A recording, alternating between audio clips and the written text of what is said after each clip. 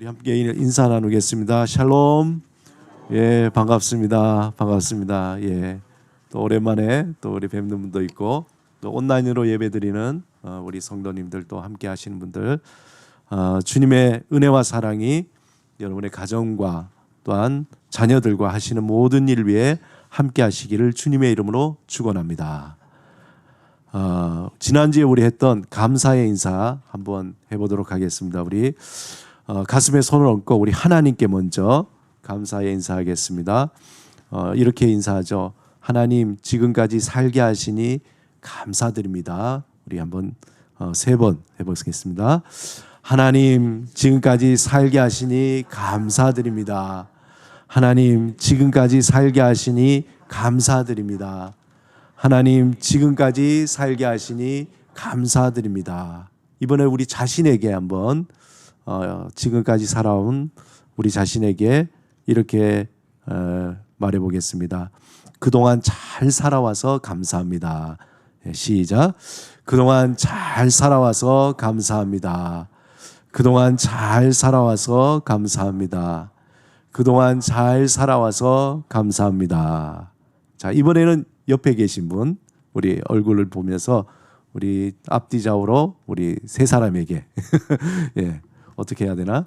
우리 한번 이렇게 살아계셔서 참으로 감사합니다. 한번 인사 나누겠습니다. 이렇게 살아계셔서 참으로 감사합니다. 이렇게 살아계셔서 참으로 감사합니다. 예, 이렇게 살아계셔서 참으로 감사합니다. 예, 참 이렇게 다시 볼 수 있어서 참 감사합니다. 예, 뭐가 필요하겠습니까? 예, 우리가 볼 수 있고 만날 수 있고 또 이렇게 얘기할 수 있는 것 살아있음에 너무나 감사드립니다. 오늘은 10월 31일, 항상 10월 마지막 주일은 종교개혁 주일입니다. 그런데 원래 종교개혁이 1517년 10월 31일 날 일어났어요.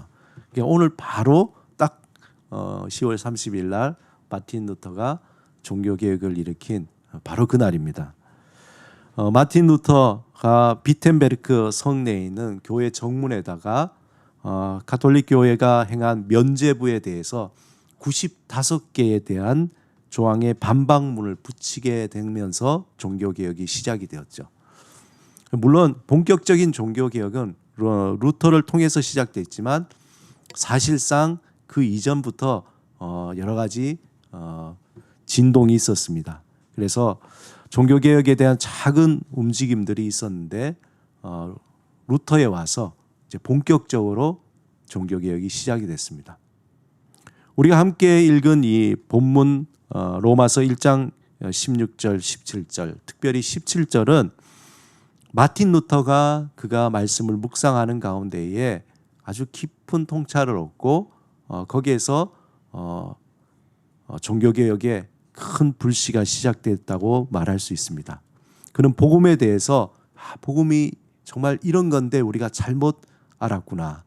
원래 이런 건데 우리가 새롭게 알아야 되겠구나 하는 새로운 통찰력을 로마서 1장 17절을 통해서 알게 됐습니다. 우리가 잘 알듯이 루터는 원래 그의 아버지의 소원대로 법학을 공부하기 시작했어요. 처음부터 신학을 공부한 게 아니라 그 당시에 요즘도 우리나라에 예전에 보면은 법대를 가서 판사, 검사, 판사를 해야 입신양면하고 출세한다고 했지만 마찬가지로 루터 시대 때도 이 법학을 해야 사회적인 지위를 얻고 뭔가 입신양면하는 어떤 길이었던 것이죠. 그래서 소원대로 법학을 공부하게 되지만 그 법학에 대해서 그렇게 흥미를 못 느낀 거예요. 그러던 어느 날 자신의 친구가 자기가 보는 눈앞에서 벼락을 맞아 죽는 겁니다. 그리고 그것을 목격하고 죽음의 상황 앞에서 자신이 한없이 무력함을 느낀 루터는 하나님 앞에 모든 것을 내려놓고 헌신하기로 결정하게 되죠. 그리고는 수도사가 되기로 하나님 앞에 서원합니다. 그래서 루터는 성 아우구스티누스 수도원에 들어가서 이제 거기서 교육을 받고 수도사의 길을 이제 시작을 하게 됩니다. 그런데 문제는 그 수도 생활을 하면서 자신의 죄의식과 죽음의 문제를 직면하면서 그는 치열하게 아주 수도의 삶을 살았던 거예요. 그냥 대충 수도사를 한 게 아니라 어떻게 보면은 이 루터는 약간 그 뭐랄까 그 몰입하는데 그 너무 이렇게 집중했던 것 같아요. 편집증처럼. 그래서 자신의 어떤 죄의식이 생각나면은 그걸 견디지 못하는 거예요. 그 죄의식이 깨끗하게 없어지도록 정말 수도하고 몸으로 그리고 마음으로 그리고 치열하게 수도의 삶을 살았습니다. 그는 어떻게 하여야 구원을 얻을 것인가에 대한 집요한 물음으로 수도 생활을 하면서 성경을 연구하게 됐죠. 그리고 수많은 신학 서적을 연구하는데 몰두했습니다. 루터는 자신의 그 완전한 구원을 위해서 애를 쓰면 쓸수록 정말 하나님 앞에 회개하고 또 회개하고 또 회개하면서 그 속에 아주 정결하도록 하면 할수록 오히려 자기의 그 구원에 이룰 수 없다는 그 한계를 느끼게 된 거예요. 오히려 자신의 다가오는 하나님은 더 엄하게 느껴지는 거예요.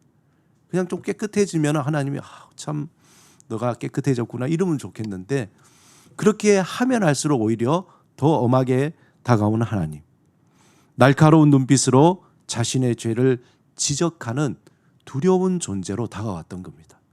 그런 가운데 그가 1512년에 비텐베르크 대학에서 신학을 가르칠 수 있는 이제 자격을 얻었어요. 신학 박사학위를 받고 정식으로 이제 성서와 신학을 강의하기 시작합니다. 그때 루터는 이제 시편에 그리고 여러 가지 구약 본문을 통해서 특별히 오늘 우리가 함께 읽은 로마서 1장 17절을 통해서 모든 성경이 예수 그리스도, 모든 성경이 그리스도를 가리키고 있구나라는 것을 발견하게 된 거예요. 그리고는 이 성서 해석의 원리를 발견하고 루터는 이러한 말을 합니다. 말이 조금 어려운데요. 사람이 자기의 죄를 더 철저히 정죄하면 할수록 그리고 죄를 확대하면 할수록 그는 더욱더 은혜 받기에 적합해진다. 원문을 직역하니까 말이 어려운데 이것을 단순히 말하면은 인간이란 존재가 영혼 혹은 정신적 기능이 약화하여서 또 의지의 결핍이나 지성의 빛과 기억력이 상실되어서 하나님 앞에 어떤 죄로 말미암아 멀어지고 죄를 짓고 그럴 뿐만 아니라 이 몸과 영혼의 모든 능력이 다 상실되었구나. 루터는 그렇게 깨달은 거예요. 인간이라는 것은 도저히 이 죄의 굴레에서 벗어날 수 없는 존재이구나. 아무리 힘을 쓰고 애를 써도. 즉 인간은 하나님을 사랑할 수 있는 능력을 상실한 채 전인적 자기 사랑과 자기 우상 아래 놓였다는 거예요. 말하자면은 하나님을 사랑할 수 없어서 그래서 결국은 자기를 사랑할 수밖에 없고 또 자기의 우상 앞에서 놓여 있다는 거예요. 다시 말해서 인간은 정말 교만한 존재구나라는 것을 그는 깨닫게 된 거예요. 그리고 루터는 이 교만이라는 말을 욕정이라고 또 표현한 거죠. 그러면 이 교만과 욕정에서 그러면 어떻게 인간이 자유로울 수 있을까? 벗어날 수 있을까? 그리고 그는 결론적으로 오직 하나님의 은혜, 하나님의 선물인 의를 믿는 것밖에는 없구나. 인간에게서는 도저히 없구나. 즉 그리스도께서 대속의 죽음으로 죽음으로써 하나님의 의가 계시되었고 우리에게 구원의 역사가 일어났구나라는 걸 깨닫습니다. 우리는 성경 공부를 통해서 또 말씀을 통해서 우리가 많이 들어서 이 구절이 굉장히 자연스럽죠. 너무나 당연하게 들리죠. 그러나 그 당시는 이건 획기적인 말인 거예요. 그 당시에 가톨릭 교회에서 면죄부, 돈을 내야 내 죄가 사해진다는 거, 또 연옥에서 천국으로 옮겨진다는 그런 어떤 신앙적인 분위기 속에서는 감히 은혜로 어떻게 나의 행위가 아닌 믿음으로 구원을 얻는다는 것은 말도 안 되는 거였죠. 그런 상황에서 루터는 정직하게 성경을 보니까 이게 아니었구나. 인간의 행위로서는 도저히 구원받을 수 없구나. 오직 하나님의 은혜, 하나님의 주시는 그 믿음으로 말미암아 되는구나. 그래서 여기서 루터가 말하는 하나님의 의라는 것은 복음에 계시된 의로서 우리를 심판하려는 의가 아니라는 거예요. 재판장이 땅땅땅 너는 의롭고 너는 그것이 아니라 그런 의가 아니라 우리를 구원하는 의라는 거예요. 하나님이 우리를 죄에서 구원하는 의.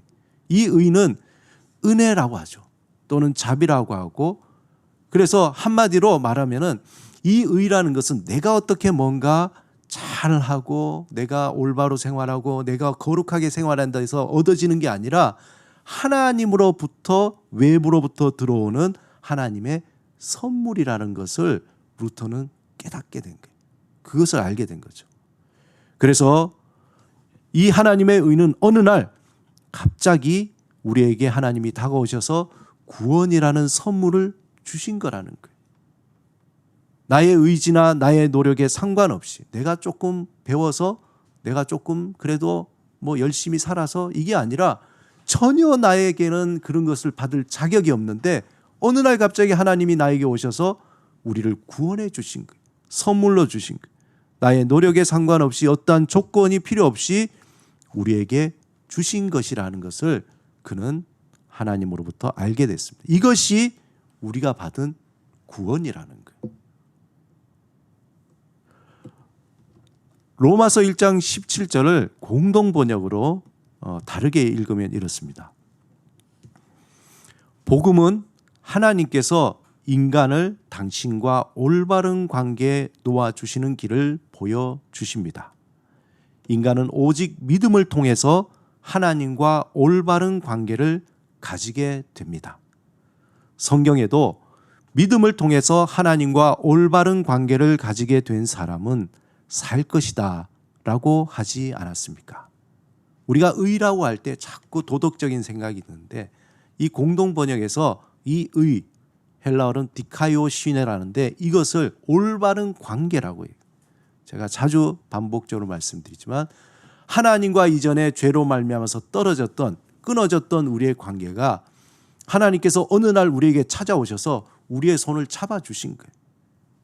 그리고 우리를 구원해 주신 거죠.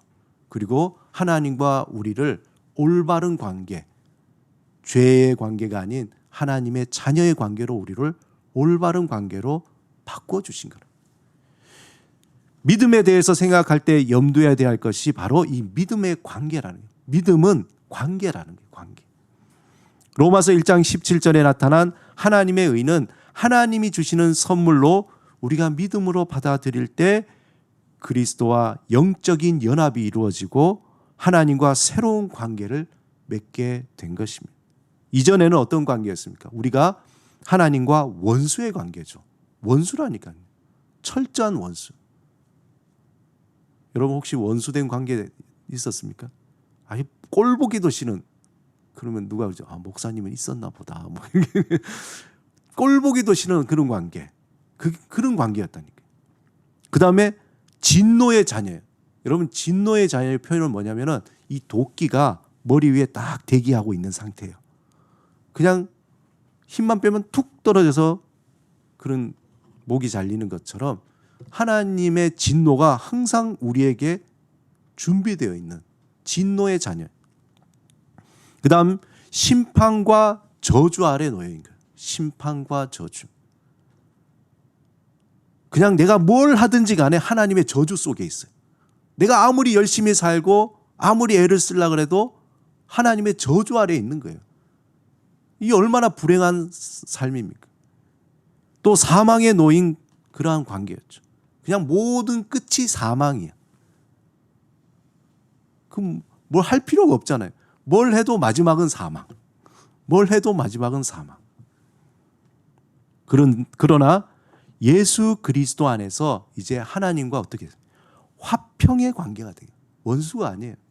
이제 같이 얼굴을 대면하고 같이 밥도 먹고 같이 산책도 하고 힘든 것도 나누고 서로 사랑하고 도와주고 하는 화평의 관계. 이제 우리는 하나님을 사랑할 수 있는 그런 관계가 된 거예요. 하나님을 아버지로 부르짖잖아요. 가족의 관계가 된 거예요. 이제 우리가 하나님과 올바른 관계를 유지하는데 필요한 것은 뭐냐면은 정직하게 하나님께 나아가서 나의 죄를 깨닫고 하나님의 은혜를 계속적으로 경험하는 거예요. 용서를 계속 경험하는 거예요. 원래 우리가 티끌이며 전적으로 부패한 존재이며 교만한 존재이며 그런 우리를 아무런 대가 없이 예수 그리스도 안에서 하나님께서 그냥 구원해 주셨습니다. 그 사실을 우리가 확인하는 그것이 바로 우리의 신앙생활이에요. 그것이 신앙생활. 신앙생활이 뭡니까? 성경 구약 신약 암송을 다 하고 제자 훈련 다 하고 물론 그런 것도 과정 중에 있지만 신앙생활의 핵심은 딱 한 가지입니다. 죄인된 나를 구원해 주신 그 하나님의 사랑이 정말로 크구나. 나를 용서해 주신 하나님의 은혜가 정말로 크구나. 그거 하나를 확인하는 겁니다. 계속 확인하는 거예요. 계속 죽을 때까지 주님 앞에 갈 때까지 확인하고 또 확인하는 거예요. 그것이 신앙생활이에요. 우리의 신앙생활은 무엇인가 대단한 것을 이루고자 하는 것이 아니라 우리가 받은 은혜를 다시 되새기고 또 되새기며 그 은혜에 감사하며 살아가는 삶이 신앙생활이에요. 예전에 듣던 말씀 뭐죠? 또 들려주옵소서. 우리가 뭘 새로운 거 듣나요?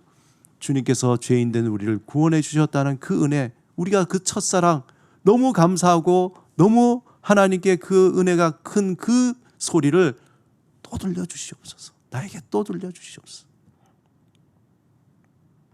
하나님은 믿음을 통해서 하나님과 새로운 관계로 만들어 주셨습니다. 그 관계를 통해서 날마다 하나님과 친밀함을 가지고자 하는 그 열정이죠. 이제 새로운 관계가 되었는데 이전에는 떨어진 관계 속에서 어떻게 하면은 이 관계가 연결될 것인가? 어떻게 하면 내가 저주를 받지 않고 심판을 받지 않고 어떻게 하면은 하나님의 그 은혜 아래서 내가 정말 사랑의 관계가 됐으면 좋겠다 하는 게 바람이었는데 예수 그리스도 안에서 이제 우리는 그 관계가 된 거예요. 그럼 어떻게 해요? 이게 더 끈끈하게 붙을 수 있는 관계, 단단해지도록 친밀함에 갈망해야 되는데 어느 순간부터 아이고 이것도 재미없네. 따놓은 단상이네. 이런 식으로 그냥 옛 생각. 보통 그러잖아요. 화장실 들어갈 때 하고 나올 때 하고 다르던 것처럼. 그전에는 막 은혜 받고 그 은혜 받은 거에 감사하다가 이제 시간이 지나니까 무감각해지는 거죠. 그것이 무감각해지지 않도록 그것이 항상 새롭게 되도록 갈망하는 그 열정. 그것이 우리에게 필요한 거죠. 성령님을 통해서 우리 힘으로는 할 수 없어요. 그것도. 성령님 나의 마음속에 그 마음을 주시옵소서. 갈망하는 마음을 주시옵소서. 성령님을 통해서 하나님이 우리를 도우시고 이끌어 달라고 우리를 자꾸 맡기는 거예요. 성령님 나의 삶에 찾아오셔서 바꾸시고 도와주시고 이끌어주고. 그게 뭡니까? 성령 충만이죠. 그게 성령 충만인 거예요. 갑자기 카타르시스 대단한 일, 그게 성령 충만한 일이 아니라 내 삶을 처음에는 예수 믿고 난 뒤에 10%만 주님께 맡겼다면은 그다음 20%, 30% 나의 삶을 전적으로 맡기는 것까지 충만한 거죠. 나를 다스려 달라는 그것이 성령 충만이죠. 왜? 내가 구원받을 때도 내가 한 게 없어요. 내가 하나님의 사랑을 아는데도 내가 할 수 있는 게 없어요. 그렇기 때문에 성령님께 내가 맡기는 거죠. 오늘 본문 16절 우리 함께 읽어보도록 하겠습니다. 제가 적어놨는지 모르겠네요. 시작. 내가 복음을 부끄러워하지 아니하노니 이 복음은 모든 믿는 자에게 구원을 주시는 하나님의 능력이 됨이라. 먼저는 유대인에게요 그리고 헬라인에게로다. 본문에서 복음은 모든 믿는 자에게 구원을 주시는 하나님의 능력이라 그랬어요. 하나님이 우리에게 믿음을 통해서 선물로 주신 이 구원은 하나님과 새로운 관계를 형성하는 것뿐만 아니라 이제 새로운 삶을 지탱하고 이끌어가는 파워가 되는 거예요. 두나미스, 능력이 되는 거예요. 능력. 뭐죠? 복음. 복음이 뭡니까? 복음. 우리를 살리는 소리잖아요. 예수 그리스도께서 우리의 죄를 위해서 죽으시고 3일 만에 부활하신 것, 그것을 통해서 우리가 구원받았다는 그 기쁜 소식, 살리는 소리, 그것이 우리를 또한 우리의 삶을 살려나가는 거예요. 능력이라는 거예요. 예전에 에너지는 어디서 얻었습니까? 어떻게 하면 내가 잘 살까? 어떻게 하면 내가 더 할까? 나의 어떤 분노와 결핍과 어떤 비교와 그런 걸 통해서 내가 에너지를 얻어서 막 살려고 했지만 이제는 그게 아니라 복음으로 내가 살아가는 힘을, 에너지를 얻는 거예요. 하나님은 우리를 선택하셔서 구원하실 뿐만 아니라 우리를 자신의 영광을 드러내게 하는 삶으로 우리를 이끌어 주시는 거예요. 우리를 불러주시고 우리의 삶을 통해서 이제 하나님의 그 영광을 드러내려고 하는 거죠. 그 영광의 구체적인 모습 중에 하나가 뭐냐? 감사의 삶이라는 거예요. 우리는 뿌리 없이 떠돌아다니는 티끌과 같은 존재였습니다. 그래서 바람이 일로 불면 일로 날리고 절로 불면 절로 날리는 거죠. 공중 권세 잡은 자가 일로 이끌면 이끌고 이쪽으로 이끌면 이렇게 이끄는 뿌리 없이 떠돌아다니는 존재였다가 우리가 예수 그리스도 안에서 하나님이 우리를 불러주신, 모아주신 거예요. 그리고 하나님 안에 믿음으로 뿌리를 내리게 하신 거죠. 우리에게 믿음의 씨를 심어주신 겁니다.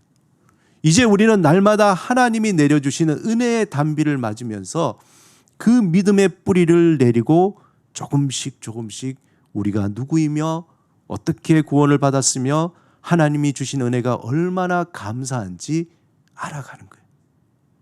골로새서 2장 6절 7절에 보면은 그러므로 너희가 그리스도 예수를 주로 받았으니 그 안에서 행하되 그 안에 뿌리를 박으며 세움을 받아 교훈을 받은 대로 믿음에 굳게 서서 감사함을 넘치게 하라. 사랑하는 여러분, 우리의 믿음에 견고해지면 견고해질수록 우리의 삶에는 감사가 넘쳐나게 되는 겁니다. 그 감사는 우리에게 어떤 물질적인 풍요나 세상적인 명예나 조건에 의한 것이 아니라 그 감사는 오직 예수 그리스도를 믿음으로 하나님의 자녀가 되었다는 그 사실 하나만으로 충만한 감사인 거예요. 다른 거 필요 없다. 하나님 앞에서 우리가 예수 그리스도를 믿음으로 하나님의 자녀가 되었다는 것이 무엇인지 알기를, 그렇기 때문에 더 사모해야 돼. 그걸 알면 알수록 우리 입술에서 감사가 나오는 거죠. 오직 믿음으로 우리에게 주신 구원의 선물이 어떤 것인지 알면 알수록 우리에게 감사가 더욱 넘쳐나게 돼. 우리가 다른 걸 보면 자꾸 비교가 돼서 감사가 사라지게 됩니다.